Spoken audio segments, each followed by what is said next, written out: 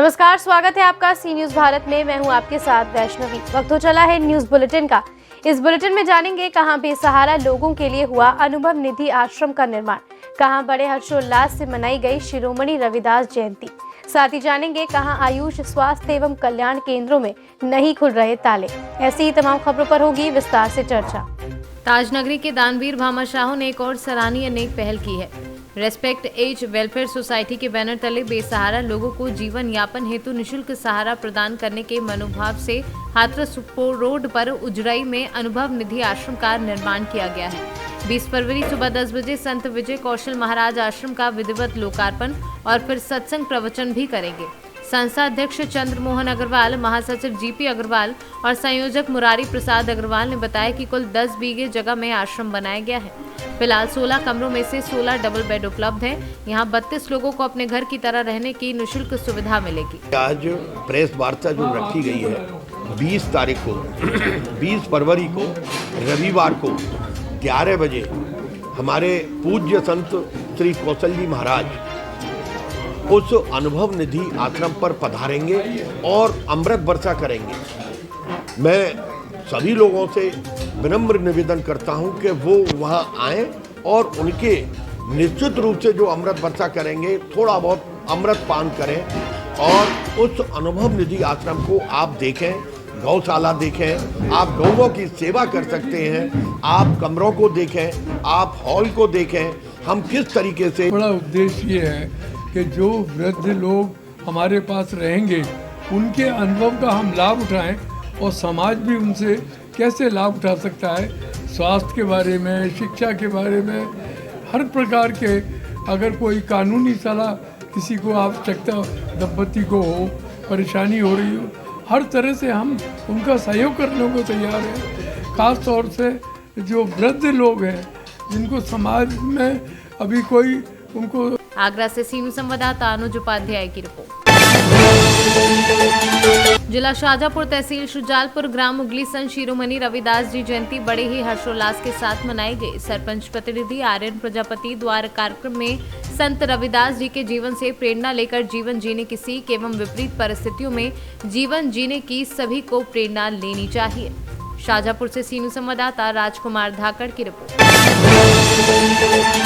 पलामू जिले के तरसी प्रखंड के मिसिर पथरा में दो भाई गणेश प्रसाद और महेश प्रसाद के बीच लंबे समय से चल रहे जमीन विवाद का हल नहीं निकल पा रहा है। गणेश प्रसाद जहां 12 वर्षों से जमीन की मापी सीमांकन को लेकर परेशान है, वहीं महेश प्रसाद रैयती जमीन अपने पिता लक्ष्मण प्रसाद उर्फ लक्ष्मी प्रसाद के नाम से पूर्व से जमाबंदी कराने की मांग कर रहे हैं। मामले में हाईकोर्ट ने तरसी अंचलाधिकारी को निर्देश जारी कर प्रभा देवी और महेश प्रसाद के बीच जमीन मापी नामांकन कराने के निर्देश जारी किए हैं। जो गणेश गुप्ता और जो महेश गुप्ता का जो जमीनी विवाद चल रहा है, जमीन विवाद से संबंधित मामला तो न्यायालय में लंबित है। मेरे यहाँ उनका एक मामला चल रहा था सीमांकन का। प्रभा देवी बनाम महेश साव या महेश गुप्ता, तो हाईकोर्ट ने आदेश पारित किया कि अंचल अधिकारी तरहसी सभी पक्षों की सुनवाई करेंगे और प्रॉपर आदेश पारित करेंगे। उच्च न्यायालय के आदेश का अनुपालन कर दिया गया है, प्रॉपर आदेश पारित कर दिया गया है। सीमांकन के लिए तिथि निर्धारित की गई। पहली तिथि में महेश साव द्वारा विरोध किया गया और आत्महत्या करने की कोशिश की गई, जैसा कि अमीन प्रतिवेदन में मुझे पता चला है।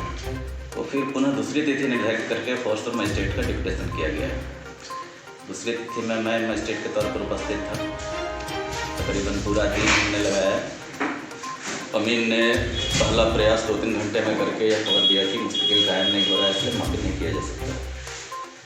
तो मैंने अपने नोटिस में आवेदक को पहले ही इंगित किया था कि आप अपना अमीन भी रख सकते हैं। मैंने उनके अमीन से पूछा तो उनके द्वारा बताया गया कि दूसरा मौजा जो है बिशुनपुर, वहाँ से मुस्तकिल मिल सकता है। फिर से प्रयास किया गया 2-3 घंटे का, लेकिन नदी का कटाव के कारण, बहुत सारे फसल बीच में लगे होने के कारण मुश्किल नहीं खोजा जा सका। तो उस दिन भी माफी की कार्रवाई नहीं की जा सकी। फिर प्रभा देवी द्वारा एक आवेदन दिया गया कि जिला से हम इनके प्रतिनिधित्व करके मेरा सीमांकन करवाया जाए। उनके आवेदन को मेरे द्वारा अग्रसारित कर दिया गया है अपर समाहर्ता पलामू। अभी तक की तो यही स्थिति है। कब तक इसका सर जिला से कब तक नापी के लिए?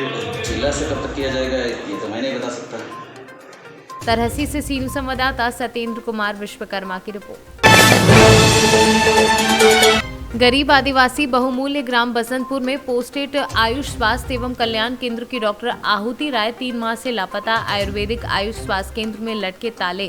ग्रामीणों ने माह नवंबर 2021 से बस 2 बार ही मैडम को देखा। कोरोना वायरस के लगातार बढ़ रहे क्षेत्र में मामले, आयुष स्वास्थ्य एवं कल्याण केंद्रों में नहीं खुलते ताले। विजय कहाँ रहते हो? ये बताइए, ये जो आपके घर के सामने आयुष हेल्थ एवं वेलनेस सेंटर आयुष स्वास्थ्य एवं कल्याण केंद्र है, ये खुलता है या नहीं खुलता? कल खुला था सोमवार को? नहीं खुला। और आज भी नहीं आते, कोई आए नहीं। तो यहाँ डॉक्टर आते हैं या नहीं आते? नहीं, कभी कभी बस 1-2 बार। 1-2 आते हैं, बाकी नहीं खुलता? नहीं। तो हमेशा ये सही रहता है? हमेशा। तो अभी भी ताला लगा? अभी भी ताला। आज क्या दिन है? मंगलवार। मंगलवार है, आज कोई डॉक्टर नहीं आया? नहीं। तो यहाँ अगर कोई बीमार हो जाए तो फिर क्या होगा? तो जाना पड़ता दूसरे गाँव।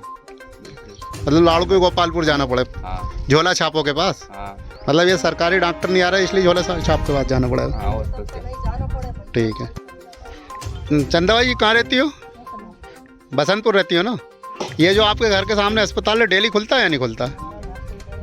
नहीं, यहाँ जो आप रहते हो तो खुलता है या नहीं? कभी 8-4 दिन में खुल जाए, कभी मतलब डेली नहीं खुले, डॉक्टर नहीं आते हैं ना? ठीक। कहाँ रहते हो? ये बताइए, ये जो आपके घर के सामने आयुष केंद्र है, आयुर्वेदिक अस्पताल, खुलता है या नहीं? तो आज खुला है या नहीं? तो ये जो ताला लगा है हमेशा ही लगा रहता है क्या? अरे हमें से बाहर खुले कौन? मतलब डॉक्टर नहीं आते हैं? हाँ, नहीं आ रहा है। कब से नहीं आ रहा है? ये तो मजे का रोज होगा, 4-5 रोज होगा। अच्छा, तो इस अगर जैसे आपके यहाँ कोई बीमार हो जाए तो फिर क्या करोगे? अब वो क्या, इधर भटकना पड़ेगा। मतलब यही झोला छाप डॉक्टरों के यहाँ इलाज करवाना पड़ेगा? हाँ, तो जाना ही पड़ेगा कहीं। मतलब यहाँ वो दवाई होने के बाद, डॉक्टर होने के बाद नहीं आते? नहीं आए। सीहोर से सीनू संवाददाता चंदर सिंह बागवान की रिपोर्ट। बलदेवगढ़ थाना क्षेत्र के कस्बे में एक 26 वर्षीय युवती के साथ 4 लोगों के गैंगरेप का मामला सामने आया है। पुलिस ने 4 लोगों को गिरफ्तार कर लिया है। वहीं एसडीओपी कृष्णपाल सिंह व एफएसएल प्रभारी प्रदीप यादव ने अपनी टीम के साथ घटनास्थल का निरीक्षण किया और मौके से उत्तेजक दवाइयां व कई अन्य सामग्री बरामद की। वहीं थाना प्रभारी अमित साहू का कहना है कि पुलिस सभी तथ्यों की जाँच कर रही है। देखिए, आज सुबह 18/2/22 को सुबह 3 बजे 100 डायल पर एक इवेंट आया कि महिला ने इवेंट किया था कि मेरे साथ बलात्कार की घटना हुई और पंकज मिश्रा के घर में मुझे बंद करके रखा है।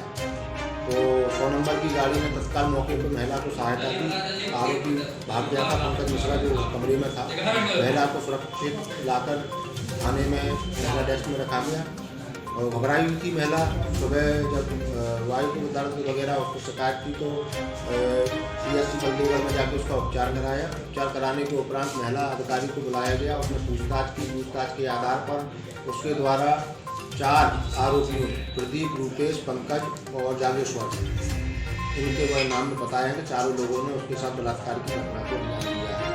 और जब वो 17 तारीख को महिला जो है आर्केस्ट्रा का काम करती है, वो आर्केस्ट्रा में उसकी एक मंडली चलती है, तो उसकी बुकिंग के लिए पंकज मिश्रा ने उसको बुलाया था। पंकज मिश्रा ने उसको बुलाया था। 26 वर्षीय महिला झांसी की है, उसको बुलाया था। तो वो यहाँ पर कल दोपहर 3 बजे के लगभग वो यहाँ पर आई थी। तो फिर वो अपने कमरे पे ले गए। कमरे पे ने चाय में उसको कुछ मिला दिया और बेहोश हो गई। बेहोश होने के बाद 4 ने इसके साथ बारी बारी से बलात्कार किया। उसके बाद जब उसने रात्रि में सूचना दी तो फिर उसको सहायता की। उसके बताया उस आधार पर FIR की गई है। आरोपियों की तलाश जारी है।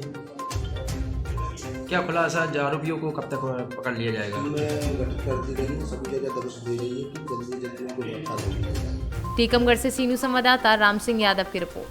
फिलहाल इस बुलेटिन में इतना ही। देश दुनिया की तमाम खबरों को देखने के लिए बने रहें सी न्यूज़ भारत के साथ।